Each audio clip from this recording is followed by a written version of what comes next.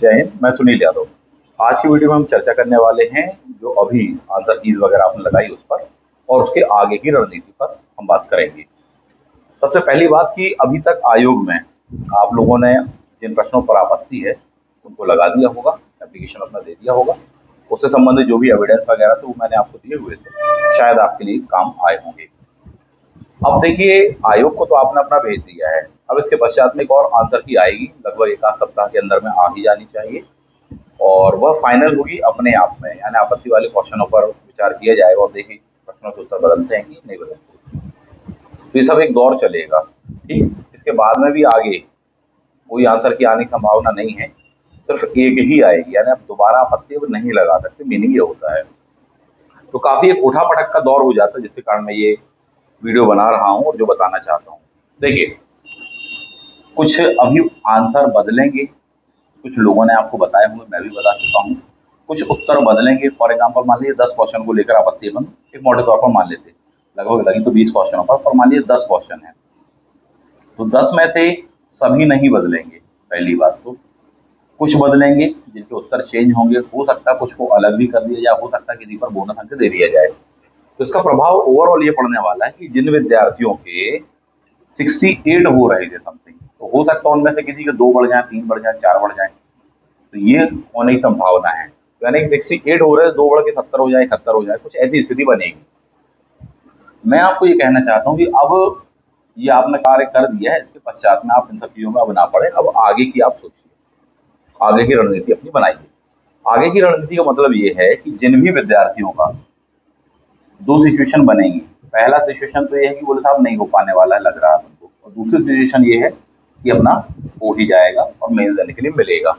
दोनों के लिए सजेशन मेरा ये है कि उन्हें आगे तैयारी मेंस की करनी चाहिए। रीजन देखिए, प्रीलिम्स आपका जो है अगला नोटिफिकेशन आने वाला है अक्टूबर नवंबर समथिंग में, या हो सकता है दिसंबर में, और जनवरी की डेट दी हुई है आपको प्रीलिम्स के लिए, यानी काफी एक लंबा समय है आपके पास में। हालांकि बिगिनर्स हैं तो समय कभी भी ज्यादा नहीं होता, जितना है उतना उपयोग कर लेना चाहिए। बट एक मोटे तौर पर यदि आप मेंस अभी से तैयार करते हैं, चाहे आपका नहीं हो रहा है या होने वाले हैं, तो उससे बेनिफिट ये मिलता है कि जिन विद्यार्थियों का मेंस बहुत अच्छे से तैयार होता है या मेंस के सेक्शनों को गुजर चुके हैं, पढ़ चुके हैं बहुत अच्छे से, भले ही तैयार नहीं है, 50% तैयार है, 40% है, लेकिन ये कि हाँ गो थ्रू हो चुके सिलेबस से एक बार, उनको फायदा ये होता है, मैक्सिमम टाइम देखा है कि उनका प्रीलिम्स निकलना लगभग तय होता है कि हाँ प्रीलिम्स अगली बार वो देंगे, फिर से प्रिपरेशन करेंगे, फिर वही सारी चीजें पढ़ेंगे। मेंस का पहले पढ़ चुके हैं तो उनका 99% चांस होता है कि उनका प्रीलिम्स का एग्जाम क्वालिफाई हो ही जाएगा, क्योंकि उन्होंने पहले से क्या तैयार करके रखा है, मेंस। तो इसीलिए अगर बिगिनर है तो भी आपको क्या तैयार करना चाहिए, इस समय का सदुपयोग करते हुए मेंस तैयार करना चाहिए। और यदि अपना ये क्लियर है कि नहीं अपना तो होना ही है, तो भी आपको मेन से ही तैयार करना चाहिए, स्टडी होनी चाहिए। एक तीसरी कैटेगरी होती है, बोले सर बीच में झूल रहे हैं, पता नहीं है कि इस साइड जाएंगे कि उस साइड जाएंगे, मालूम ही नहीं है। तो ये सब झूलने का जो कार्यक्रम होगा चलता रहेगा महीने, 2 महीने, 3 महीने तक, जब तक फाइनल जो रिजल्ट है नहीं आ जाएगा। इसमें ना पड़े, ऐसा मेरा सजेशन है। आप बिल्कुल आशान्वित रहो और मान के चले कि आपका हो रहा है। हर वह विद्यार्थी जिसका भी 68 से लेके 70 समथिंग के आसपास में घूम रहा है, या जनरल मेल के बारे में बात करें कि हाँ 70 के आसपास में घूम रहा है, उसका कॉल आ जाएगा मेंस का, उसको तैयारी करनी चाहिए। बिल्कुल आशावादी रहें आप, है ना। अलग अलग कैटेगरी का मैंने अलग अलग कट ऑफ बताया हुआ आपको, आप उसको वीडियो को देख लीजिएगा एक बार, उससे आपको काफी हेल्प मिल जाएगी कैटेगरी वाइज थोड़ी ज़्यादा। तो लगभग अगर इतना स्कोर आ रहा है तो मेरा सजेशन आप लोगों के लिए है कि बेटा आप बिल्कुल दिन रात लग के तैयार करो मेंस को। फॉर एग्जाम्पल आपके अगला प्री मान लीजिए 8 महीने के बाद में होने वाला है, ठीक, तो अगले 4 महीने आपको मेंस तैयार करना चाहिए, और उसके बाद की जो बाद के महीने रहेंगे फिर प्रीलिम्स है तो उसके लिए फोकस हो जाइएगा। तो तथ्यों को थोड़ी सा ज्यादा एक्स्ट्रा लेकर चलिएगा, बट कम से कम मेंस का एक बहुत बड़ा सिलेबस तैयार करिए। मैं ऐसा सजेस्ट करना चाहूंगा, हर वह विद्यार्थियों की गंभीर है और इस फील्ड को लेकर वो काफी सचेत रहता है। तो मेंस कैसे तैयार करें, मेंस तैयार करने का क्या तरीका होना चाहिए। देखिए, मेंस तैयार करने के लिए आपको कई पहलुओं पर विचार करना होता है, कई ऐसे हर्डल्स होते हैं बीच में, चाहे आप नए हों चाहे पुराने हों, इन पहलुओं पर विचार कर लेना चाहिए। सबसे पहला होता है मटेरियल, सबसे पहला होता है मटेरियल। दूसरा होता है आपका मार्गदर्शक, गाइड, मेंटर। तीसरा होने वाला है आपका आंसर राइटिंग कह लीजिए, चाहे आप प्रैक्टिस कह लीजिए, चाहे आप टेस्ट सीरीज कह लीजिए, जो भी आपको कहना हो।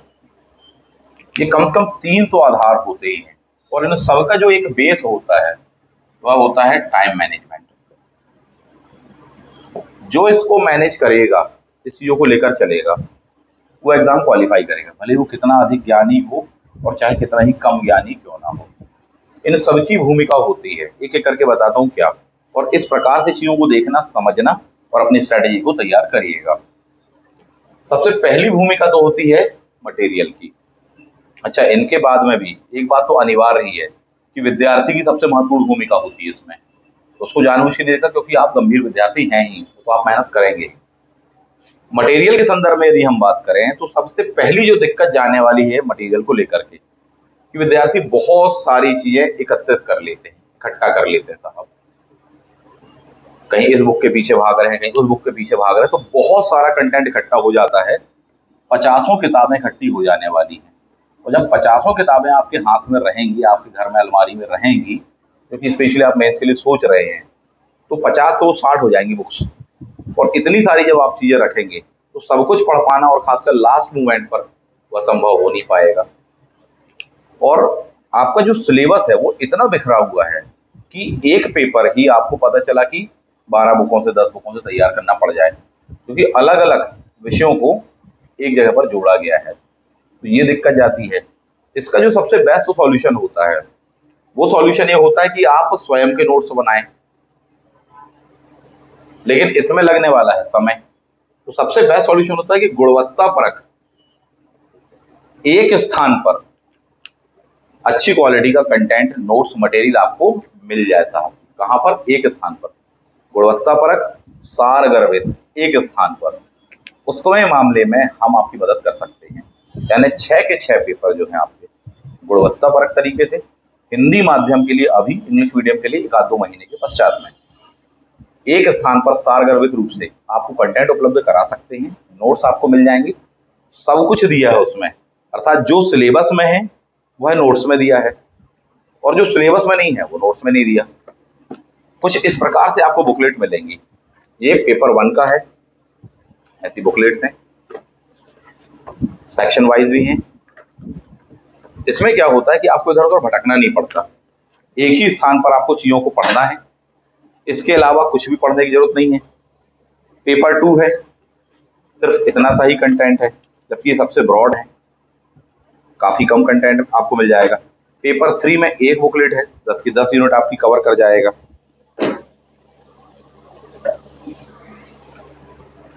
पेपर 4 की बात करें, मात्र 150 पेज में आपको सारा कंटेंट मिलेगा, जो कि आपके सिलेबस में, चाहे थिंकर्स हो, चाहे केस स्टडी हो, चाहे कंटेंट हो उसका। पेपर 5 जो सिलेबस का हिस्सा है, वो एक ही जगह पर आपको दिया हुआ है, मात्र इतना सा है। यही पढ़िए सबसे पहले तो, क्योंकि सिलेबस में जो है वही एमपीपीएससी की सबसे अच्छी आदत होती है, जो सिलेबस में क्वेश्चन उन्हीं पर आता है। इवन ऐसा क्वेश्चन भी आता है कि जो सिलेबस की हेडिंग होगी वही हेडिंग क्वेश्चन बनती है। हम 50 बातें पढ़ के गए, परंतु उन 50 के चक्कर में कई बार हो जाता है विद्यार्थियों के साथ कि वो मूल चीज पढ़ ही नहीं पाए, जो सिलेबस का हिस्सा था वही छूट गया, वही क्वेश्चन आ गया, उसको बना पाना फिर मुश्किल होगा। जब आपने किसी टॉपिक पर आपसे एक बात पूछी है, लेकिन आप 50 बातें पढ़ के जाएंगे, कंफ्यूज तो हो ही जाएंगे एग्जामिनेशन हॉल में कि कैसे निचोड़ के उसको यहाँ पर सारगर्भित रूप में इतने कम शब्दों में लिखें। तो ये दिक्कत जाती है। तो उसके लिए आपको ये काम आएगा। पेपर 6 गिनी चुनी चीजें हैं, इतने में आपका प्रिपेयर हो जाने वाला है। पेपर 3 के बारे में भी यदि बात करें तो काफी टफ पेपर आया था पिछली बार 2020 का, एक स्थान पर दिया है। पिछले बार भी समथिंग 85% तक सेक्शन इसमें से कवर हो गया था विद्यार्थियों का।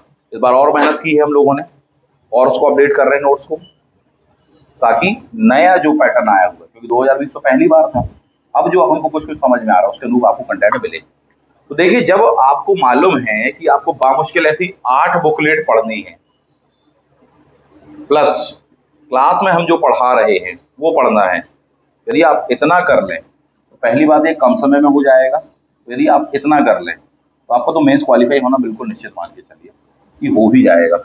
जो भी क्लास में हम पढ़ा रहे हैं, आप हमारी रेगुलर क्लास में ऑफलाइन है चाहे ऑनलाइन है, उसको ऐड ऑन करते चले, इसी में जोड़ते चले।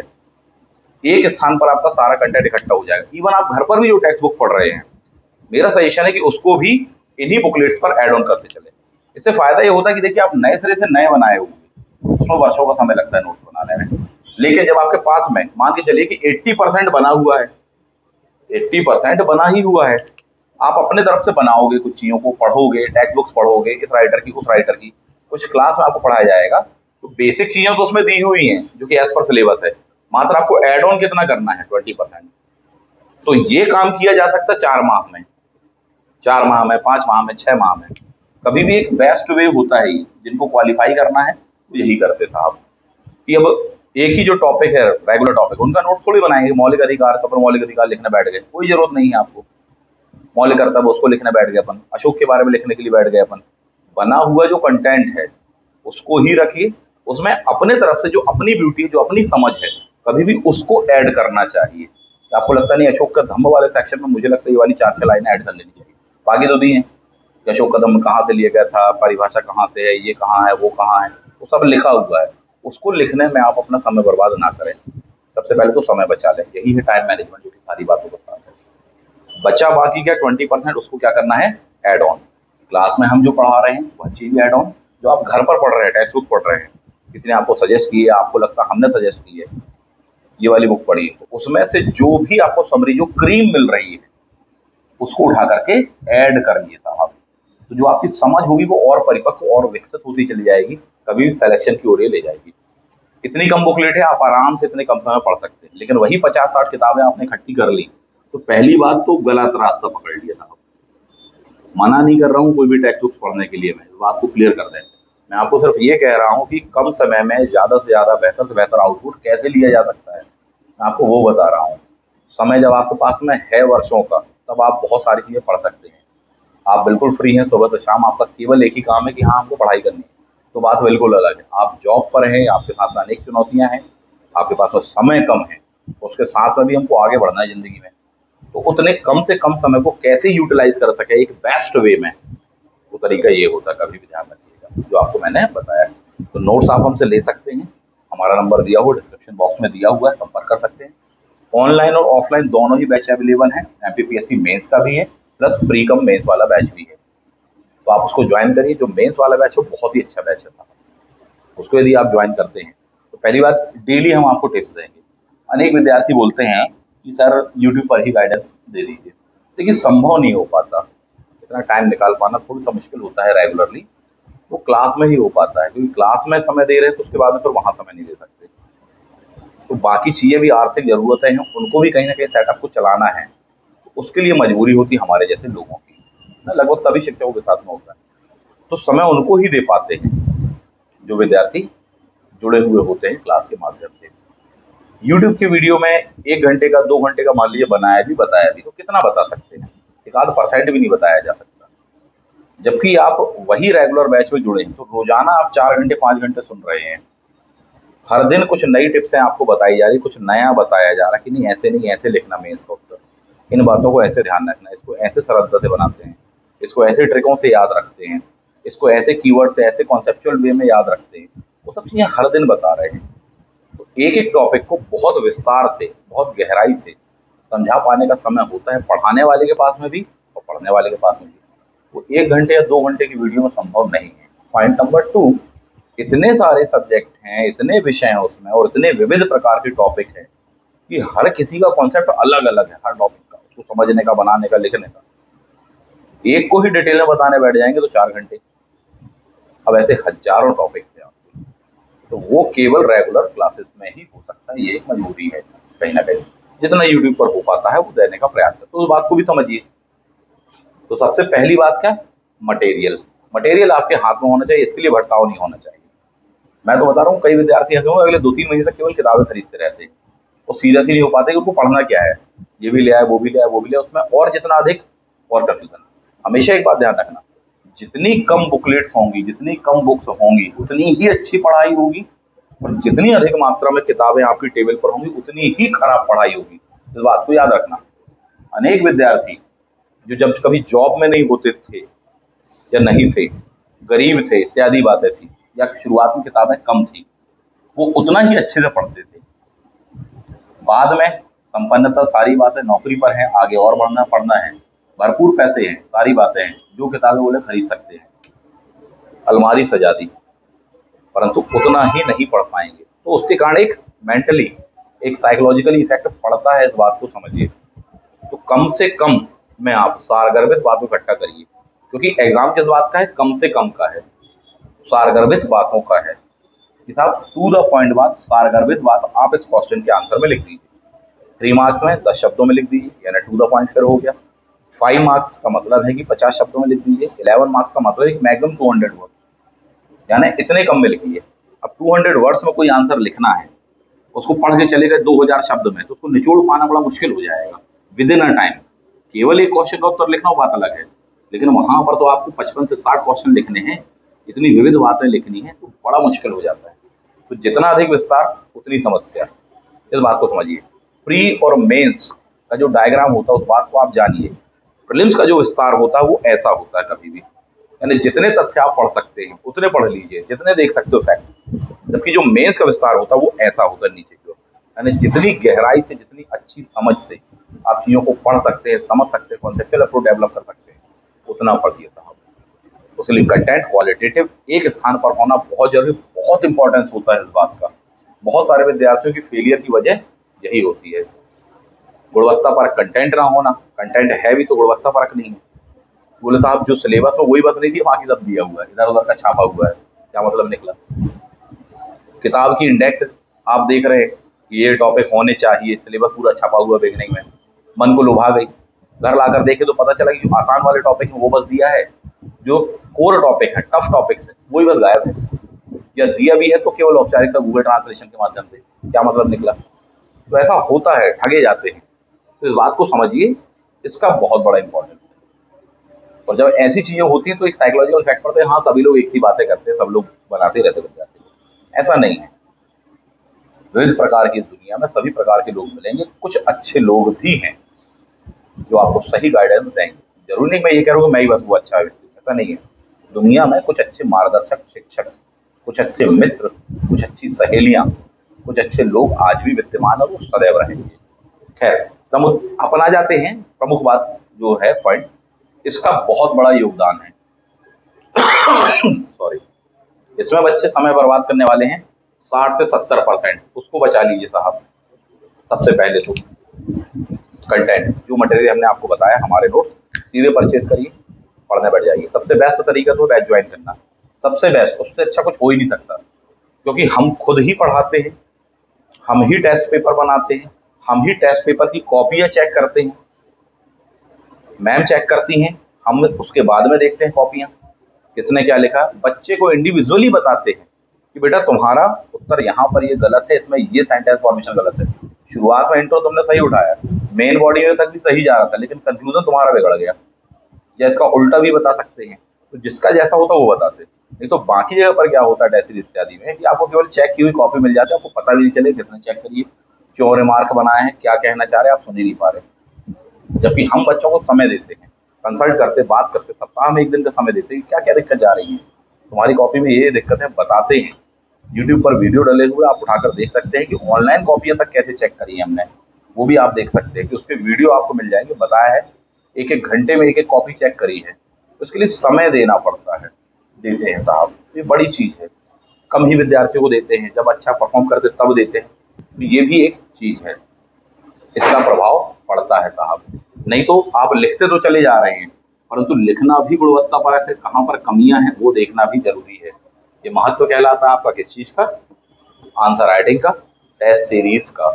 नहीं तो बच्चों को पता ही नहीं चल पाता है कि साहब हम कहाँ गलत लिख रहे हैं। 4-4 बार तो मेंस लिखा है, क्या गलती हो रही है, क्या समस्या जा रही है, समझ ही नहीं पाते हैं। टेस्ट सीरीज में तो नंबर 100 में से शायद पता चला 70%, 80% मिल रहे थे, वहाँ मेंस की ओरिजिनल मेंस में कॉपी में पता चला 50% नंबर ला पाना बड़ा मुश्किल हो गया। क्यों होता है ये?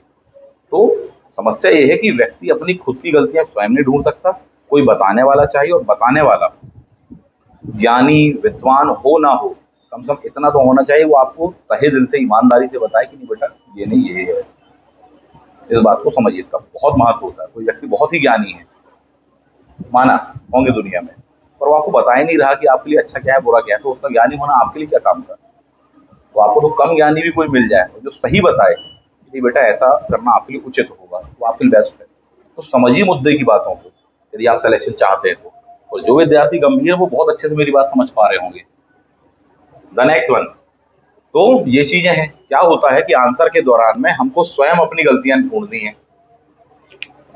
दुनिया का सबसे कठिन काम होता है खुद की गलतियां निकाल पाना। कितना ही कोई प्रयास कर ले फिर भी वो बहुत कुछ चूक जाएगा, बहुत मामूली चीजें चूक जाएगा।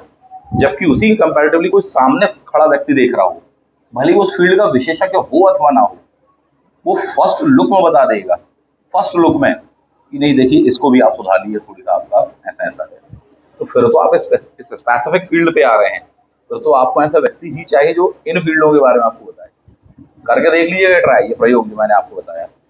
खुद की गलतियां ढूंढना बड़ा मुश्किल होता है। एक अच्छा मार्गदर्शक वही बता सकता है आपको जो आपको समय दे, इसको ऐसे नहीं ऐसे ऐसे, यहाँ पर ये लाइन में ये गलत लिखा है, शब्द ये गलत लिखा, शब्दावली ये गलत लिखी, सेंटेंस फॉर्मेशन ऐसा नहीं ऐसा ऐसा होगा, हिंदी में ऐसा नहीं ऐसा लिखोगे, इंग्लिश लिखना तो ऐसा नहीं ऐसा लिखोगे, इंग्लिश में भी लिखना है तो ऐसा नहीं बेटा ऐसा ऐसा लिख देना, ब्रैकेट बनाइएगा, चीज़ों को दर्शाइएगा, बताने वाला चाहिए। इस बात को ही कम शब्दों में कैसे लिखा जा सकता था, डायग्राम के साथ में कौन कौन से डायग्राम ज़्यादा सूटेबल रहेंगे वो बताएगा। ये बहुत बड़ी बात होती है। तो ये सुधार केवल तभी हो सकता है जब कोई आपको बताए स्पेशली। और हमारे यहाँ पर क्लास में यही फायदा होता है आपको कि आप तो पहली बार क्लास में सुन रहे हैं एक एक बातें। जो प्रश्न आप पूछने वाले थे आपके पूछे बिना ही 90% क्वेश्चन का आंसर पहले ही क्लास में दिया जा चुका है, आपके पूछे बिना। ठीक, बचे 10% क्वेश्चन।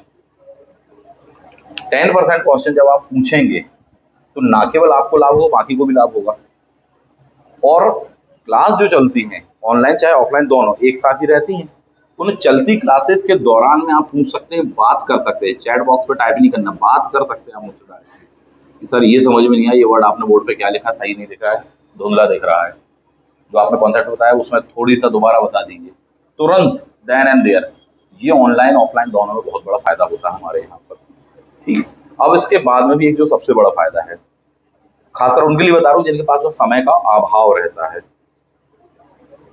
हम कभी भी या हमारे यहाँ फैकल्टी कभी भी आपको उस अप्रोच पर बताने का प्रयास करते हैं जो कि आपके लिए हमेशा एक निर्देशिका रहे, मार्गदर्शन का रास्ता रहे। कैसे?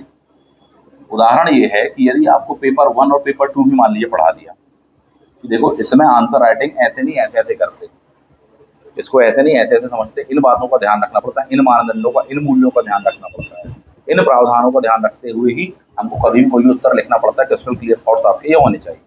मान लीजिए पेपर 1 बताया, पेपर 2 बताया, आप ऑटोमेटिकली पेपर 4, 5, 6 बना लोगे, पेपर 3 बना लोगे आप।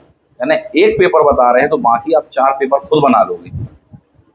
क्यों? क्योंकि आपको पता चल जाता है कि साहब इन बातों का ध्यान रखना है, इन बातों का पेपर 1 में भी ध्यान रखना है, इसका मतलब 2 में भी रखना है, 3 में भी रखना, 4 में भी रखना, निबंध के दौरान तो और भी ज्यादा अच्छे से रखना इन बातों का। तो इससे क्या होता है कि पता चला आप 4 घंटे क्लास अटेंड नहीं कर सकते, आप एक ही लेक्चर अटेंड कर सकते हैं। उस एक लेक्चर अटेंड करके आप ये सीख सकते हैं, उस एक लेक्चर या उस एक पेपर को अटेंड करके आप ये सीख सकते हैं कि बाकी 4 पेपर कैसे बनाएंगे। रही बात उनके अंदर के तथ्यात्मक एस्पेक्ट को पढ़ने की, प्रीलिम्स में बहुत पढ़ा है आपने। रही बात कॉन्सेप्ट्स की, वो अपन और मेहनत करके पढ़ लेंगे क्योंकि समय का अभाव है। जिनके पास में नहीं है, दिन रात फ्री है, पढ़ना ही है काम, वो तो बेस्ट है कि सामने बैठिए, केवल सुनते रहिए जो बता रहे हैं, वो तो सबसे बेस्ट है। पर जिनके पास में समय अभाव है उनके लिए मैं बता रहा हूँ, तो एक बहुत बड़ी हेल्पफुल बात होती है, कभी भी इन बातों को ध्यान रखिए। तो अपने आप में एक मार्गदर्शक का बहुत महत्व होता है। और मैं तो सदैव कहूंगा कि अपने शिक्षक खुद ना बने। महात्मा बुद्ध ने भी ये नहीं कहा कि अपने शिक्षक बने, उनने भी ये कहा आपो दीपो भवा, अपना दीपक बने, अपने प्रकाश बने, ये कहा है साहब। लेकिन हर कोई अपने शिक्षक ना बने, खासकर इस फील्ड में जहाँ पर प्रयोगों की संभावनाएं कम है, जहाँ पर एक एक साल 2-2 साल लग जाते वैकेंसी आने में, जहाँ पर एज कई लोगों की इस तरह से चल रही है कि साहब समय का मालूम नहीं, अगली बार शादी हो जाएगी, जॉब है या सारी बातें हैं, क्या मालूम उतना बेस्ट दे पाएंगे, समय काल पर से भरोसा नहीं। तो बिल्कुल भी प्रयोग ना करें, कुछ पैसे खर्च करें, सीधी बात तो ये है, और आगे बढ़ें। यही वजह है कि संपन्न परिवेश के विद्यार्थी ज्यादा मात्रा में सफल होते हैं। उसकी एक वजह यह भी है साहब। तो समझिए चीजों को, है ना, सत्य काफी कड़वे होते हैं। द नेक्स्ट बना जाते हैं। तो गलतियां खुद की निकालना बड़ा मुश्किल होता है, एक मार्गदर्शक चाहिए, एक अनुभवी मार्गदर्शक चाहिए। वो आपको यहाँ पर क्लास ज्वाइन करके मिल सकता है, हमारा फायदा ये रहेगा। और यूट्यूब पर जितना हो पाएगा वो तो बताएंगे ही। द नेक्स्ट बना जाते हैं। मार्गदर्शक की आपको पग पग पर जरूरत पड़ने वाली है, एक मेंटर की, जो समय समय पर ना केवल आपको चीजें पढ़ाता रहे सिलेबस की, बल्कि उसके साथ साथ आपका एक सही सकारात्मक दिशा में मार्गदर्शन भी करता रहे, एक पॉजिटिविटी का विस्तार करता रहे आपके दिल और दिमाग में।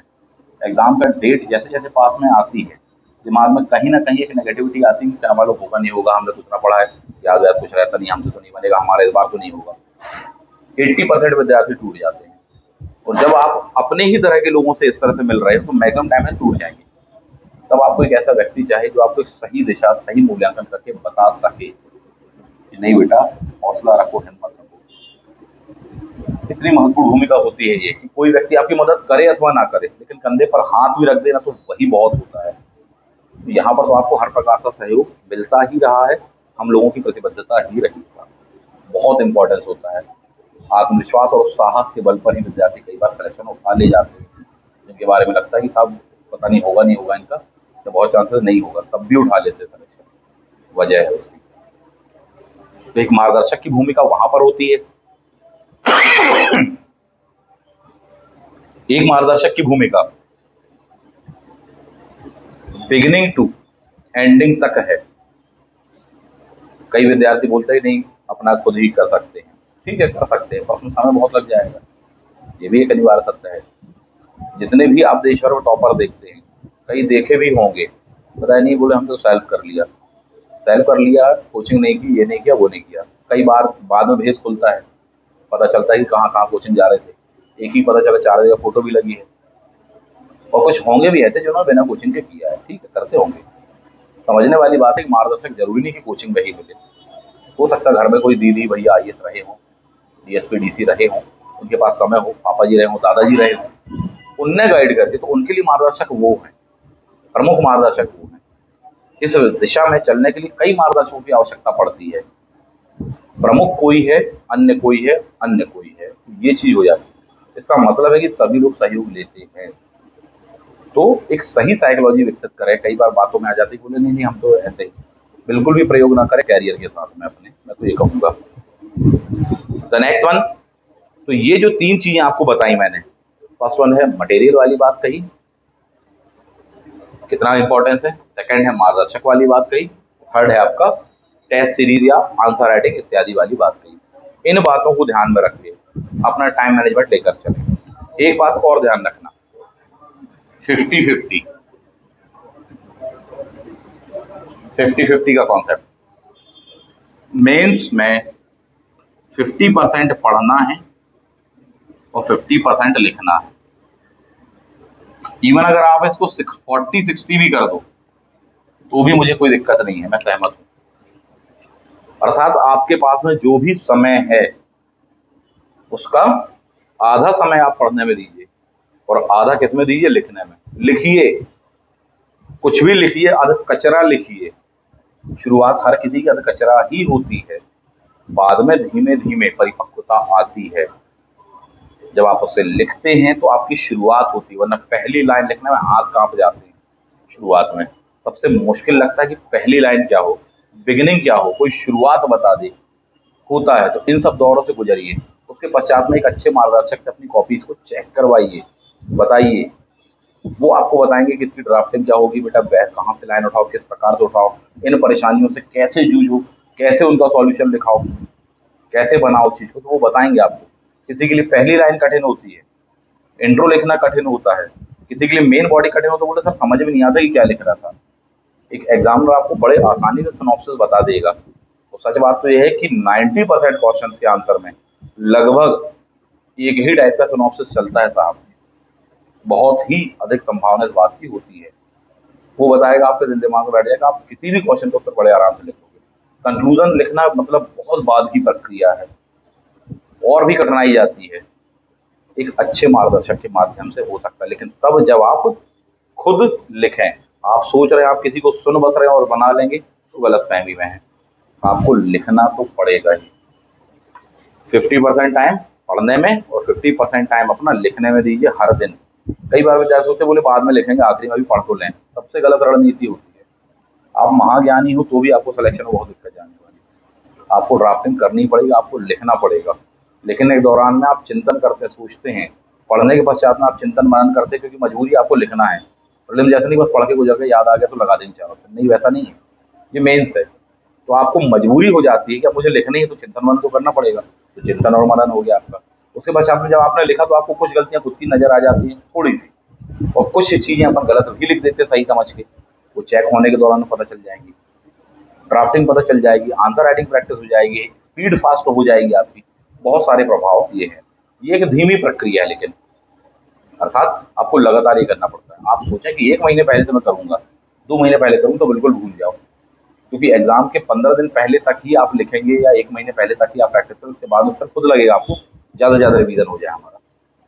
लिखने में समय जा रहा है, एक क्वेश्चन का उत्तर लिखने में हमको 15 मिनट लग रहे हैं, पता नहीं क्या होगा, कैसे क्या वहाँ करेंगे, ये सब अच्छा हम पढ़ लें।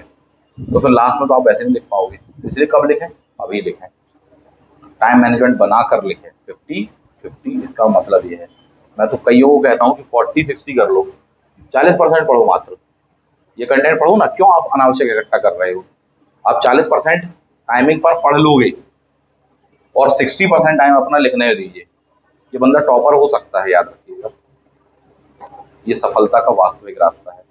नहीं तो बच्चे क्या करने वाले हैं, सबसे पहले तो 90% टाइम कंटेंट इकट्ठा करने में और 90% टाइम उसको पढ़ने में बिताएंगे। थोड़ी बहुत 5 से 10% प्रैक्टिस कर लेंगे, औपचारिकता, एग्जाम के ठीक पहले आंसर राइटिंग वगैरह थोड़ी बहुत, या कुछ टेस्ट सीरीज वगैरह। और उसमें से भी गुणवत्ता परख अगर नहीं हुई तो फिर बहुत दिक्कत जाएगी साहब। तो बिल्कुल ये प्रयोग ना करें अपने कैरियर के साथ में, ऐसा मेरा सजेशन है। तो इन बातों का ध्यान रखें, इस प्रकार से चीज़ों को हैंडल करें, टाइम मैनेज करें, ध्यान करें, योग करें, ईश्वर की, खुदा की आराधना करें, अपना सकारात्मक एटीट्यूड डेवलप रखें, सकारात्मक लोगों से मिलते रहें, क्लास में रहें, हमारे जैसे लोगों के संपर्क में डायरेक्टली रहें। क्योंकि एक ऑरा बन जाता है, एक आभा मंडल उसके चारों तरफ होता है, एक एटमॉस्फेयर का, उसका बड़ा प्रभाव पड़ता है। कम से कम वो व्यक्ति आपके पास में ऐसा होना चाहिए जो कभी भी आप फंसे अंधेरे में तो आपको राह दिखा सके, राह बता सके कि नहीं साहब ऐसा नहीं, ऐसा भी होता है। और एक मार्गदर्शक की बात, इतने वर्षों का अनुभव होता है, इतनी घटनाओं प्रघटनाओं का अनुभव होता है, खासकर इस फील्ड में इतने विद्यार्थियों का अनुभव होता है कि वो खुद भी हर दिन सीखता रहता है। उसने 50 बातें नहीं बताई कि ऐसा ऐसा करना है, पता चला कोई एक जीनियस विद्यार्थी आया, उसने कहा कि सर ऐसा में क्या करेंगे, एक नई सिचुएशन रख दी उसने, तो 51वीं बात भी उसके दिमाग में आ जाती, स्ट्राइक कर जाती है, और फिर वो दिशा में सोच के वो सारे अनुभव एक बार में आपको एक स्थान पर, एक जगह पर मिल सकते हैं। और इसको अगर लिख दें उन अनुभवों को, तो आप मेंस में सेलेक्ट हो सकते हैं, फाइनल सिलेक्शन ले सकते हैं। एक बहुत बड़ी भूमिका कहलाती है, इस बात को समझिए। यही स्ट्रेटेजी है, कंटेंट यही है, मटेरियल मैंने आपको बता दिया। इस कंटेंट को, इस मटेरियल को पढ़िए, बिल्कुल प्रिंटेड नोट्स हैं, सारी चीज़ एक स्थान पर दी हुई है। पिछली बार भी जिन विद्यार्थियों ने पढ़ा उनका बहुत अच्छा पेपर गया था। आशा करता हूँ आपके लिए भी हेल्पफुल रहेगा, आपका भी पेपर बहुत अच्छा जाएगा। बैचेज स्टार्ट हो चुके हैं, आप संपर्क कर सकते हैं हम लोगों से, बहुत अच्छा मार्गदर्शन मिलेगा। बस इस बात के लिए वचन ही दे सकता हूँ आपको मैं, यहाँ पर आपको बहुत अच्छा मार्गदर्शन मिलेगा निश्चित रूप से। आप जो भी फीस देंगे आपको स्वयं ये लगेगा कि मैंने इससे फीस से 4 गुना प्राप्त किया, यानी फीस तो मैंने नाम मात्र की दी, आपको खुद लगेगा। जिंदगी में अपने आप पे एक डिसाइडिंग डिसीजन था, दिशा देने वाला डिसीजन, इतना अच्छा आपको लगेगा, इस बात के लिए मैं कह ही सकता हूँ। और ये बात बिल्कुल सत्य है साहब। तो अगर आप संपर्क में आते हैं, बैचेज में रहते हैं, बहुत अच्छे से मेहनत करेंगे आप सभी लोगों के साथ में, बहुत प्रयास करेंगे, भरपूर समय देंगे, हम भी अपना 100% देंगे, और आशा करेंगे आप भी अपना 100% दें, और निश्चित रूप से आप सिलेक्शन उठाएंगे। तो ऐसी मेरी आप सभी के साथ में शुभकामनाएं हैं, प्रयास रहेगा, और इस बात के लिए प्रतिबद्ध हूँ। मिलते हैं अगले वीडियो में। Thank you. जय हिंद।